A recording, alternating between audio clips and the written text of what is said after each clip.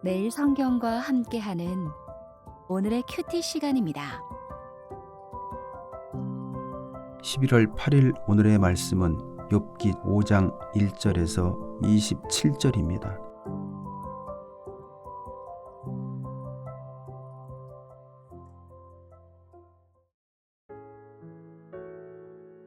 너는 부르짖어 보라. 내게 응답할 자가 있겠느냐? 거룩한 자 중에 내가 누구에게로 향하겠느냐? 분노가 미련한 자를 죽이고 시기가 어리석은 자를 멸하느니라.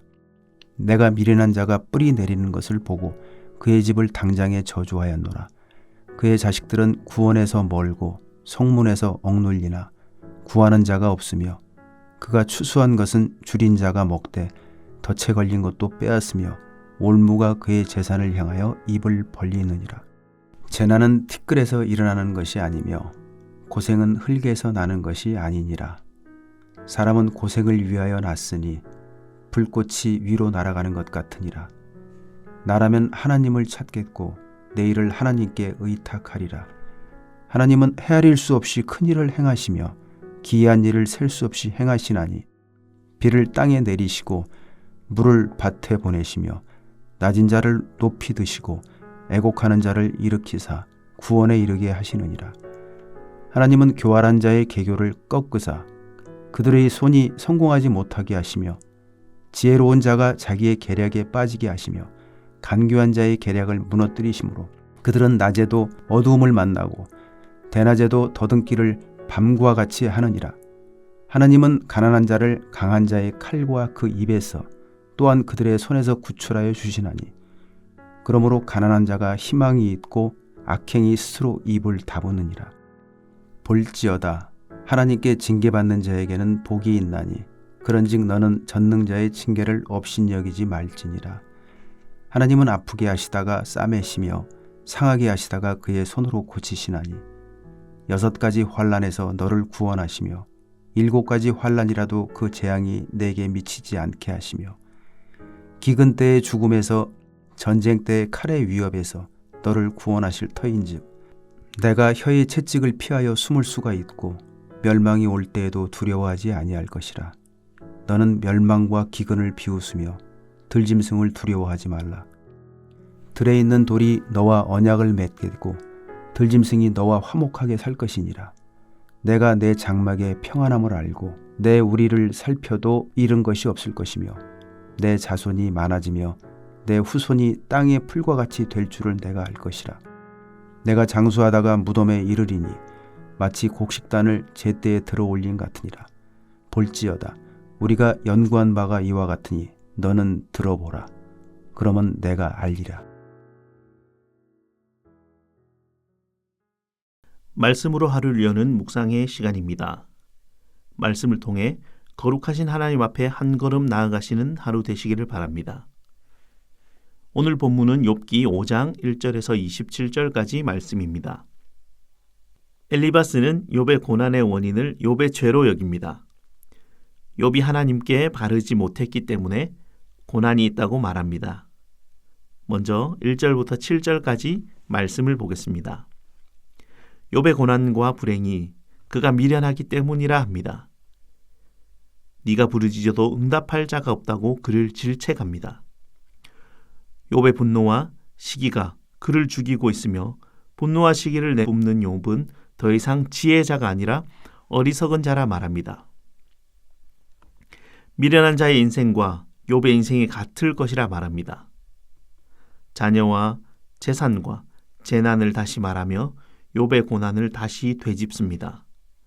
결국 욥의 고난이 그의 무지함과 미련함 때문이라 말하며 욥의 아픔을 다시 헤집어 놓습니다. 고난이 죄의 결과임을 확정하기 위해 친구인 욥의 고통은 간 곳 없고 자신의 신념을 관철할 수 있는 말로 욥을 위로하고 있습니다. 결국 욥의 고난은 욥의 죄 때문이다 라고 말합니다. 물론 우리의 죄로 고난이 오는 경우도 있습니다. 그러나 이해할 수 없는 고난이 닥칠 때 우리는 죄와 무지함으로 결론 지을 수 없을 때도 있음을 기억해야 합니다. 이어지는 8절에서 16절까지 말씀을 보겠습니다. 엘리바스는 욥의 고난이 그 죄를 인함이며 회복의 방법은 하나님께 돌아가는 것이라 말합니다. 하나님의 놀라우심을 설명합니다. 하나님은 헤아리실 수 없는 일을 행하십니다. 하나님은 비를 내리시며 낮은 자를 드시고 애곡하는 자를 일으키십니다. 간교한 자를 무너뜨리시고 약한 자를 구하십니다. 하나님은 악을 굴복시키며 하나님의 백성에게 희망입니다. 하나님을 설명하며 욥으로 하여금 그 하나님을 찾고 의탁해야 된다라고 말합니다. 하나님은 그 인생을 돌보시고 함께 하십니다. 엘리바스의 고백처럼 헤아릴 수 없는 큰 일을 행하시는 분입니다. 인생의 한계 속에 살 때 하나님의 놀라운 은혜를 구하며 그 앞에서 살아가야 합니다. 이어지는 17절부터 27절까지 말씀을 보도록 하겠습니다. 그러므로 그 징계를 업신여기지 말아야 합니다. 아프시게 하시기도 싸매시기도 하시는 분이 하나님입니다.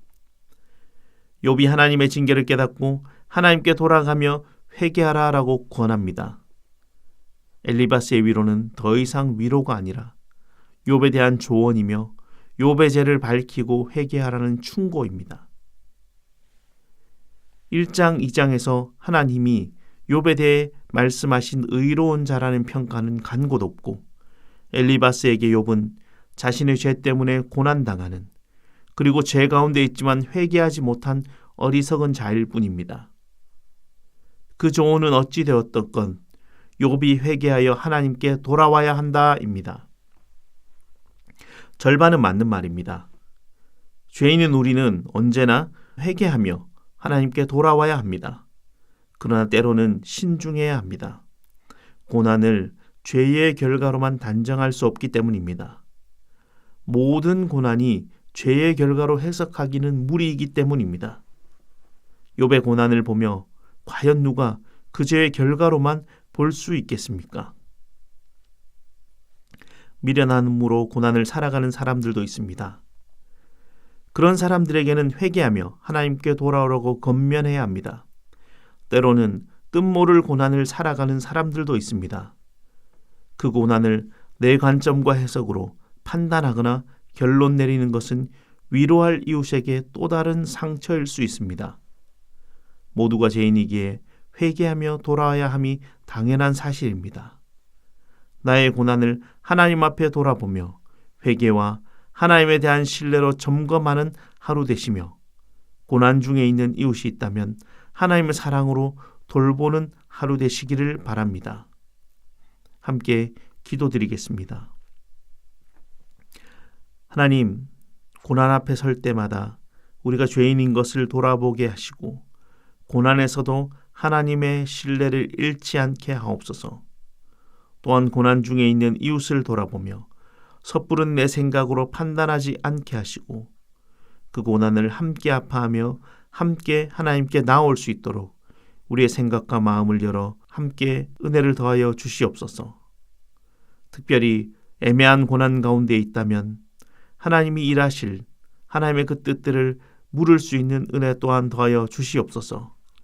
예수님의 이름으로 기도하옵나이다. 아멘.